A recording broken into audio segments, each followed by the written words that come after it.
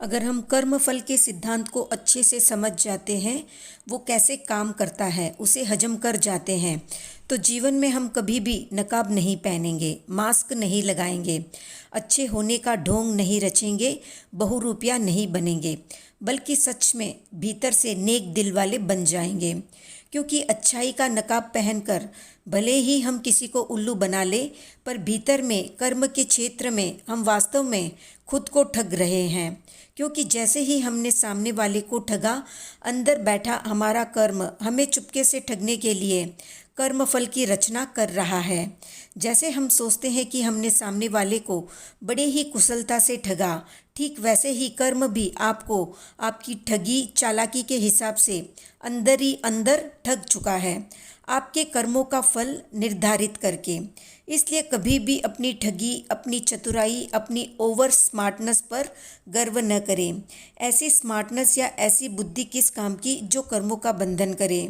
बुद्धि वही श्रेष्ठ है जो कर्मों की निर्जरा करने की दिशा में हमें आगे ले जाए, न कि कर्मबंध की दिशा में। इसलिए चाहे कितने ही छुप के साजिश रच लो किसी घोर अंधेरी जगह में, कैसे ही कारनामे कर लो, कितने ही नकाब पहनकर अच्छाई का जामा पहन लो, आपके भीतर छुपा कर्म आपको आपके नकाब से नहीं, आपके मन में छुपी हुई मलिनता के आधार पर कर्मफल निर्धारित करेगा। इसलिए भले ही कोई आपके सामने बेवकूफ़ बन गया हो, पर कर्म के क्षेत्र में सबसे बड़े बेवकूफ़ आप बने हैं। क्योंकि आपका सारा कच्चा चिट्टा सामने वाला भले ही नहीं जान पाया हो, पर अंदर का कर्म रूपी जासूस आपकी एक एक बात को इस आधार पर रिकॉर्ड कर रहा है कि आपके इंटेंशन कैसे थे, आपने कैसी नीयत से किसी को ठगा था, आपने ठगने की साजिश कैसे की थी, क्यों की थी। मूल में जाकर आपको फल देगा।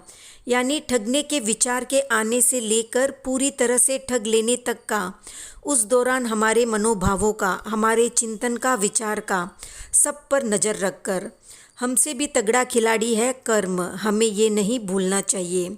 आप किसी को ठग नहीं रहे, बल्कि आप कर्म से ठगे जा रहे हैं, उससे भी ज़्यादा जितना तो आपने ठगा ही नहीं।